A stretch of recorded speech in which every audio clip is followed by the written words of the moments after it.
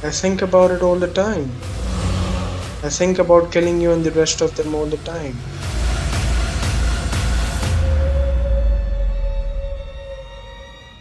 Hey you, like and subscribe right now, or this spider will be under your bed tonight, and it will eat you.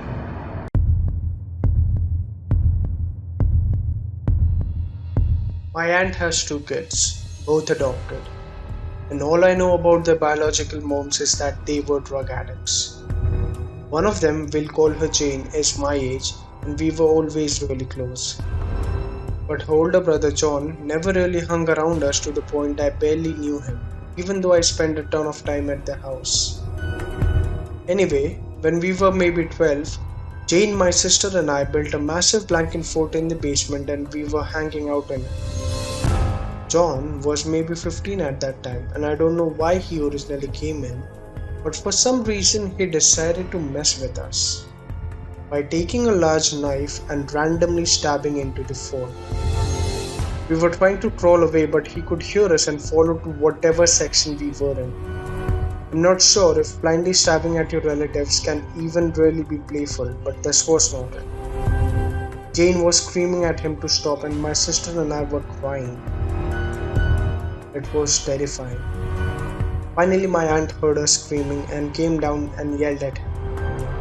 John claimed it was just a joke and said we were having fun. He's now in the middle of a 25-year prison sentence for murder.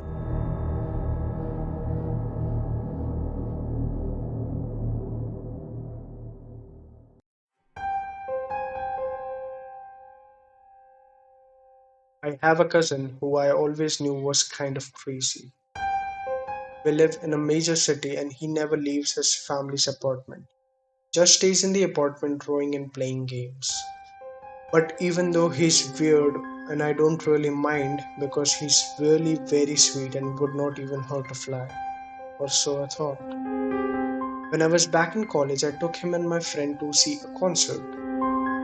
We got pretty drunk, and when we came back, we were hanging out in his living room. His parents were out of town. He started drawing in his little book, and I asked to see it. Turns out he was drawing me sitting there. It was an extremely detailed and accurate drawing of me. I flipped through the book and found all sorts of cool creatures and landscapes until I landed on a drawing of his brother, dead and mutilated. An extremely detailed drawing. I turned the page. My dad, dead and mutilated. I turned the page once again. This time it's me, dead and mutilated. Quietly, my cousin says, "Did you find my drawings of the family?" I was in shock and disbelief. "What the fuck is this? Why the fuck would you draw a family like this?" He says something like, "I think about it all the time. I think about killing you and the rest of them all the time." My friend and I look at each other, frightened and silently planning on how we are going to get out of here. Our shoes were off and our stuff was downstairs. I could see we were upset. He looked disappointed, like we were trying to upset him. "Are you scared?" And as he said that, he moved to the kitchen. We had to go past the kitchen to get out of the apartment. I was really worried that he was going to get a knife to try to stab us or something. I said, "Haha, no, they're really good." Was just surprised at first. "They're really impressive though." I had to basically placate him into thinking I was okay with the drawings so that he would let us leave.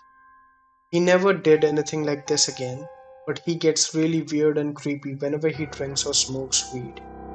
I told my parents about what happened and they just kind of shrugged and said, "Wow, that's weird."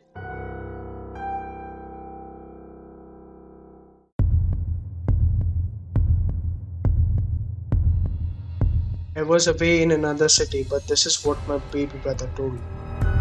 So my parents were watching after a nephew from Mexico for about a week. He was about 10 years old, and whenever my 14-year-old baby brother or my mom would tease him about being super macho, he would threaten to kill our cat. My mom would just tell him not to say that or to stop thinking like an idiot. My brother kept an eye on him. The day before the last day, my mom told her nephew to go shower because he was stinking. "Fuck you," he said, and grabbed our cat and threw him at my mom.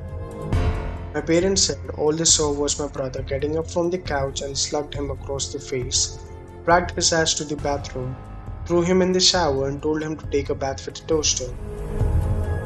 That night, that little psycho came into my brother's room and was rummaging through my brother's life connection. Here is where it kinda gets comical. My brother sleeps with his wood chopping hatchet. So when my brother heard shit in his room, he woke up with his hatchet in his hand ready to attack. My parents rushed in to see what commotion was all that about. Apparently he was trying to find my brother's skinning knife to kill our cat. He had the knife pointed at my brother. No one slept that night.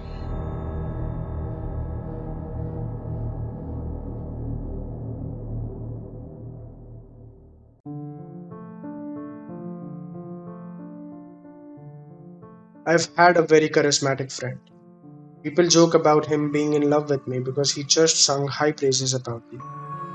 I admit there was a bit of fixation, but he was a cool dude. Even if you couldn't count on him or his word, he'd say he'd be somewhere and most often wasn't, on purpose. He'd rather not confront or deal with people trying to convince him to come. He was a compulsive liar, but it took me a long time to realize it. I just thought he didn't like saying no. He confessed long ago in a group setting that he experimented with killing household pets, some sort of rodents his family kept, including microwaving one. He played it off as stuff kids do. I don't think he really saw a problem in that, at least until he was called on it. Otherwise, he wouldn't have brought it up. Another story was how he ordered his 4 or 5 trained Rottweilers to attack a few kittens that had hidden beneath his grass mowing tractor.